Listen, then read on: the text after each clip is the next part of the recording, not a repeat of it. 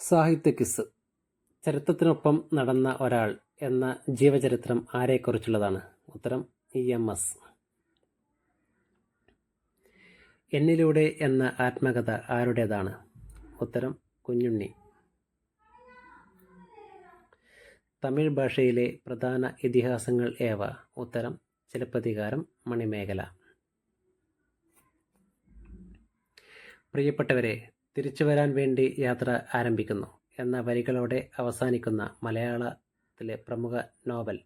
ഉത്തരം അസുരവിത്ത്. എഴുതിയത് MT വാസുദേവൻ നായർ. ആത്മകഥ നോവലായി രചിച്ച നോവലിസ്റ്റ് ആര്? ഉത്തരം SK പൊറ്റക്കാട്. ബാലാമണി അമ്മയുടെ പ്രഥമ കൃതി ഏത്? ഉത്തരം കൂപ്പുകൈ. അരങ്ങു കാണാത്ത നടൻ ആരുടെ ആത്മകഥയാണ്? ഉത്തരം തിക്കോടിയൻ.